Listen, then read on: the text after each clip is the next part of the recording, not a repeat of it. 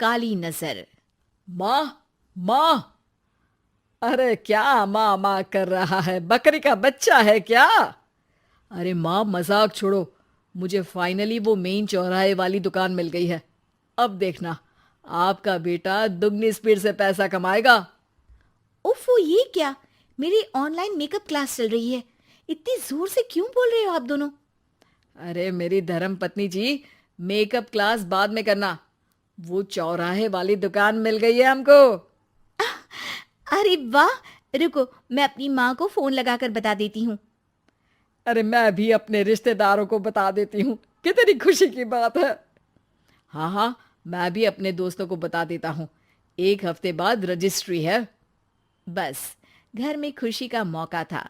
उन तीनों ने अपने अपने फोन उठाए और लोगों में बात फैलाना शुरू कर दिया। और रही सही कसर, श्वेता बहू ने अपने पड़ोस में सबको बताकर कर दी। अरे वर्मा आंटी, अब हम भी जल्दी कार ले लेंगे। घर का रेनोवेशन होगा और ठाट से रहेंगे हम भी।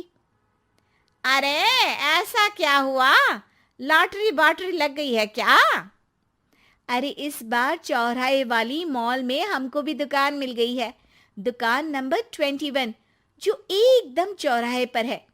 अब ग्राहक बढ़ेंगे तो आमदनी भी बढ़ेगी ही ना। अरे वाह, कितनी खुशी की बात है। मैं बहुत खुश हूँ तुम्हें इतना खुश देख के। बाकी एक बात कहूँ, सबको मत बताते फिरना। किसी की नजर लग जाएगी तो खुशी की खबर वापस लौट जाएगी।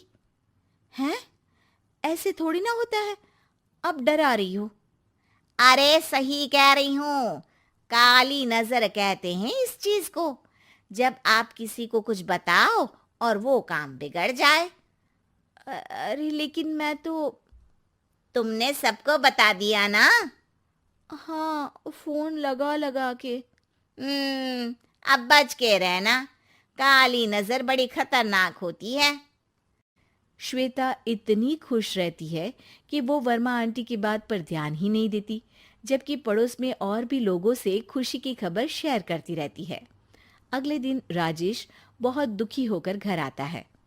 अरे बेटा, क्या हुआ? मुंह क्यों सूजा हुआ है? मधुमक्खी ने काट लिया क्या?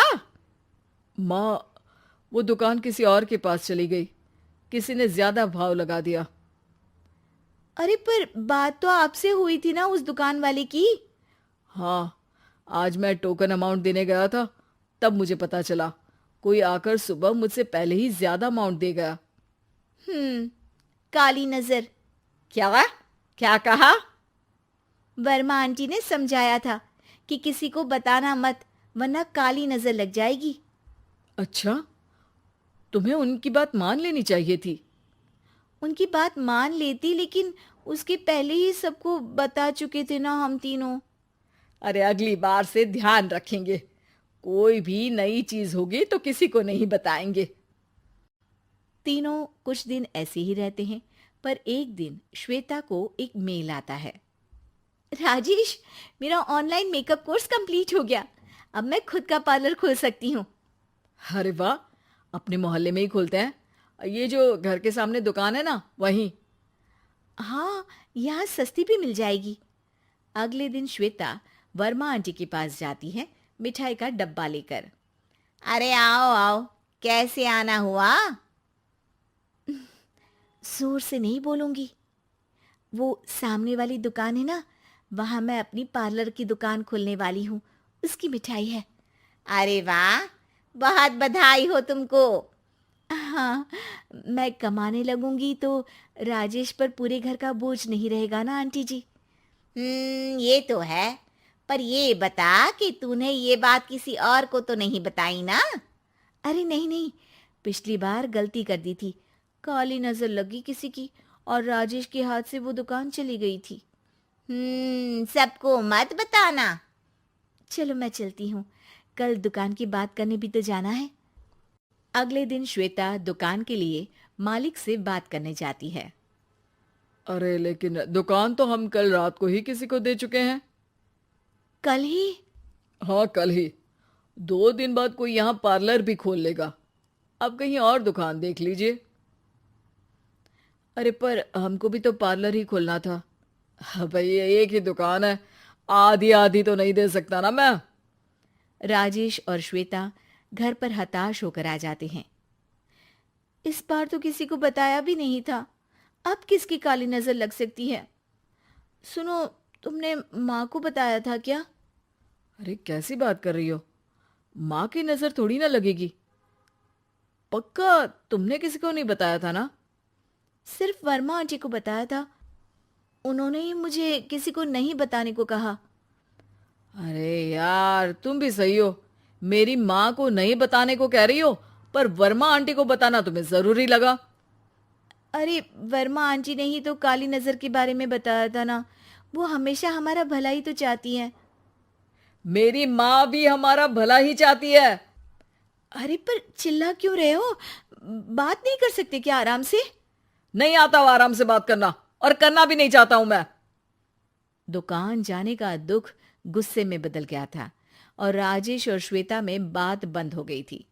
2 दिन बाद मोहल्ले में पार्लर का इनॉग्रेशन हुआ, जिसमें मोहल्ले के सभी लोगों को बुलाया गया, पर श्वेता, राजेश और माँ नहीं जाते। माँ अंदर आ जाओ, क्या देख रही हो? अरे नया पार्लर देख रही हूं अपने आंगन से।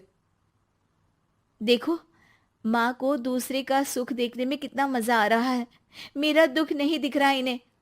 यहाँ मेरा पार्लर भी तो हो सकता था। अरे चुप रहो यार, हर बात में लड़ाई क्यों ढूंढ रही हो?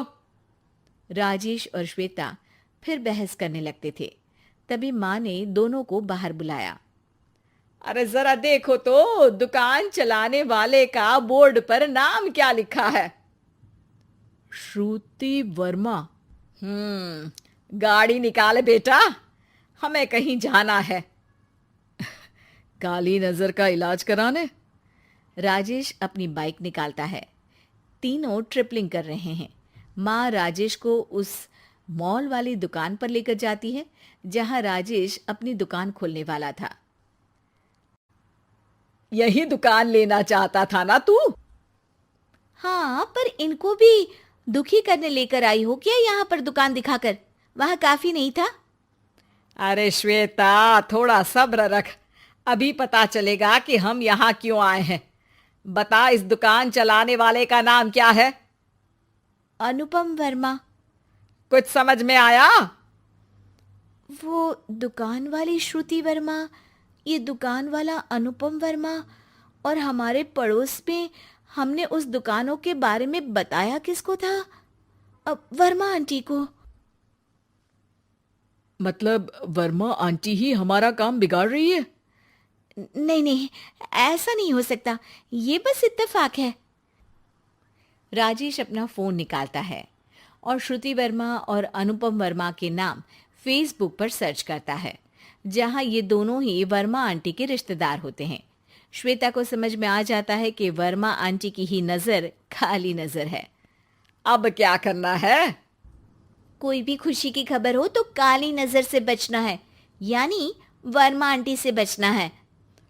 अरे पर मुझे ये समझ में नहीं आया कि वो हमारे साथ ऐसा क्यों करेंगी। अरे बेटा, एक सीख है, दूर के आदमी को आपकी तरक्की से कम परेशानी होगी, पड़ोसी को ज्यादा। दोनों माँ की बात में हामी भरते हैं और अगला काम चुपचाप करने की कसम खाते हैं, ताकि आगे से वर्मा आंटी कोई काम ना बिगाड़ सके।